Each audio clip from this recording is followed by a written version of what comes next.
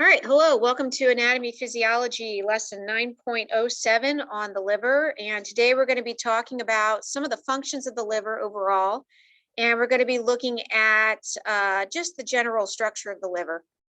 So what we have here is we have lobes of the liver, and they're separated by a ligament down the middle. You don't need to know that, but it's called the falciform ligament. Remember, when we're in SAP, as we're looking down on our paper, this is our left and this is our right, but in SAP, left flips. So these are the left lobes of the liver, and these are the right lobes of the liver.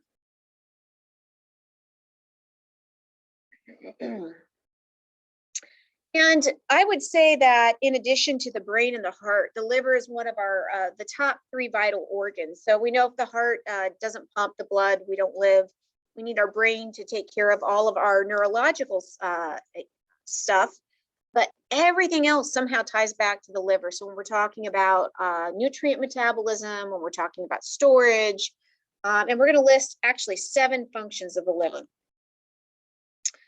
The one that we've talked about already is the fact that while the gallbladder stores bile, the liver is what actually produces the bile. So for number 1, the liver produces bile. That makes this an exocrine gland. So bile helps digest fats, and we know that when we secrete into a duct, so what happens is the bile gets formed and it gets secreted into this duct. So that makes it exocrine.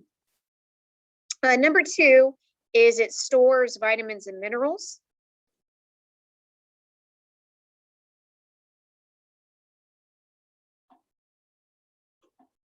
So substances that we don't find anywhere else in the body, they get stored in the liver. And we're going to see that's because that the liver has such a large regulatory role in nutrient metabolism, in any metabolism, whether it be proteins, whether it be carbs, or whether it be lipids. Switching colors because we're kind of switching functions. The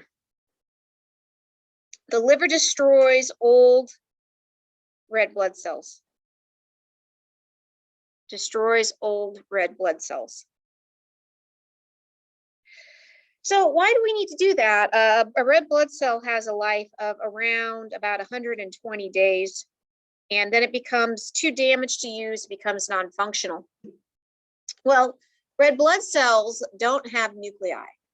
The reason for that is they have to fit in some pretty tight places. So the red blood cells have to be able to slip through the capillaries, which are really, really small. And to do that, what they do is the nucleus gets dissolved almost within a few days after their formation. Well, that makes them capable of moving about the body and getting into those tight places. But without a set of DNA, they can't repair themselves. And so what we do, the way the body gets around that, is we just create new ones every 3 months. So once a red blood cell is produced, it gets a life of about 3 months, and then, boom, it goes to the recycler. Once the liver breaks it down, it pulls things out like the iron and recycles it. All right, the next 3 have to do with nutrient metabolism. And so I'm going to switch to a different color. So let's look at carbohydrates first. We have carbohydrate homeostasis, or carbohydrate metabolism. And what we're looking at primarily here is glycogen, Glycogen. Glycogen is our short-term storage for glucose. So glycogen is, and you guys learned this in biology, so hopefully this is coming back to you from biology. Glycogen is a polymer of glucose. Polymer made of glucose. So we take all of these glucose atoms, molecules, and we snap them together and we make it highly branched. And in the liver dictates the building of glycogen and the breaking down. So blood sugar is something that we really need to keep homeostasis on. So this controls your blood sugar. Now, we talked previously about the pancreas with insulin and glucagon. Insulin and glucagon trigger glycogen formation and glycogen breakdown, but again, that takes place in the liver. So if your blood sugar is low, you're feeling hungry and shaky, your liver will come in and it'll start snapping glucose molecules off of this glycogen and send them out into your bloodstream. If your blood sugar is high and you've got excess, your liver will start snapping the glucose onto existing glycogen and store it. But this is pretty short term. If you start to go onto a low carb diet, after about a day, your glucose is gone. So this only lasts about a day or two. And the brain has to have glucose. The brain can't function off of anything else besides glucose. So keeping that glucose level consistent is of paramount importance. You can't, you got to have it. So what do you guys do? If you run out of glucose, do you pass out? Do you starve to death? Nope. We all know that our body has ways of overcoming that. So let's say you're trapped in a blizzard, you run out of food. What do you start doing? You burn fats. So the next thing that we see is we have fat homeostasis, or fat metabolism. Also takes place in the liver. So the compound that we look at when we look at fats they're called TAG, which stands for triacylglycerides.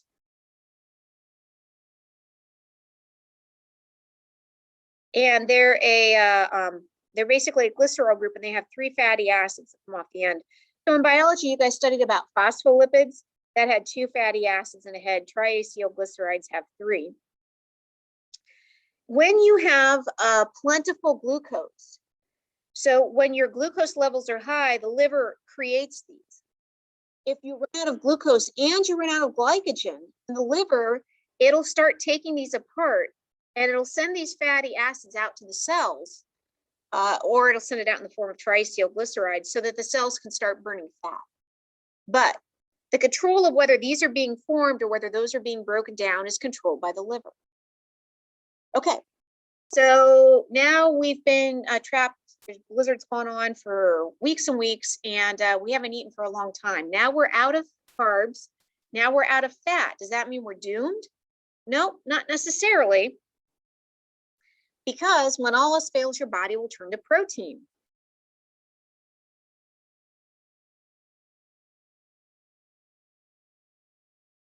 So we can go to protein metabolism. Your liver can pull off a pretty cool trick.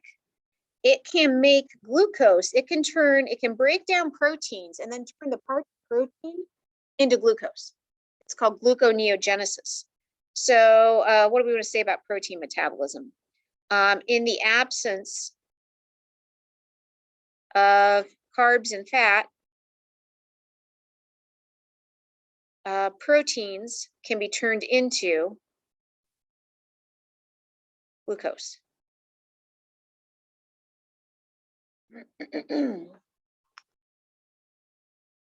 And that's kind of cool that your body, now it's cool that you can stay alive. This is really bright, so I'm looking at this screen. You guys agree this is kind of bright? Let's see if I can drop this down a little bit. Does that help better? A little bit.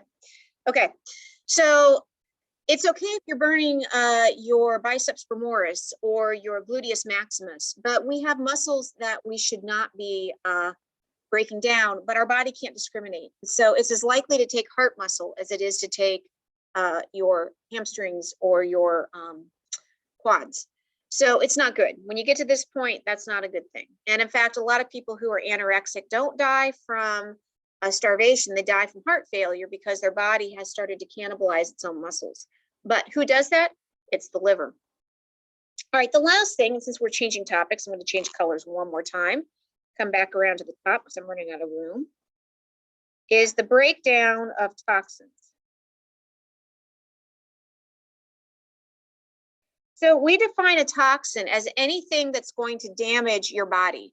And right away, you think of things like drugs, like cocaine or marijuana as a toxin, or a poison you accidentally ingest. There's a lot of toxins that we don't think of as being toxic. So if we talk about things like Tylenol or ibuprofen, our body considers that a toxin. It has to be broken down. Also, alcohol, ethyl alcohol. So here we could be talking about alcohol, We could be talking about like Tylenol, along with all those other things, poisons, things that we think about that are a little more damaging. Well, here's the thing. The liver's really, really important. And the good thing is it can regenerate itself. So if you damage your liver, it can heal to a point.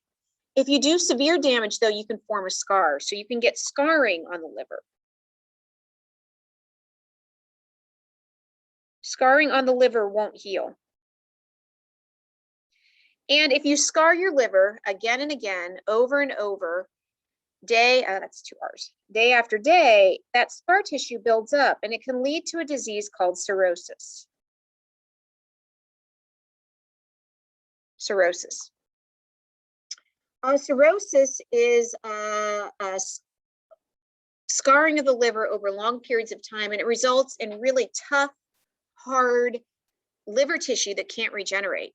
And we tend to think about this as being synonymous with alcohol use. So if you know somebody who's an alcoholic, cirrhosis is definitely a danger to their long-term survival. But you can do this. So if people have in the past, if you know, what they've discovered is that if people take too much Tylenol, it can lead to cirrhosis. There's some autoimmune drugs that can cause cirrhosis. And this isn't a friend of a friend. This is just a friend. She had an autoimmune drug she took over 10 years, and they tested her liver functions all along the whole time she was taking the drug. But somehow the damage that was being done to her liver didn't show up in the test. She now has cirrhosis and she's on the transplant list. So she's going to have a liver transplant. And you can do that. If you can get a liver that matches, they can transplant and the liver can heal itself as long as you don't, re-scar. But cirrhosis, again, not just an alcohol disease. It can be with any drug you take. So the takeaway is liver is pretty important. We're acting as an exocrine gland. We're storing stuff. We're taking care of our red blood cells. All of this metabolism. And then we have a breakdown of toxins. Now, this is a video that's actually being filmed before a live studio audience. So let me see if you guys have any questions before we wrap this one up. Okay, that's all for now. Thanks for watching.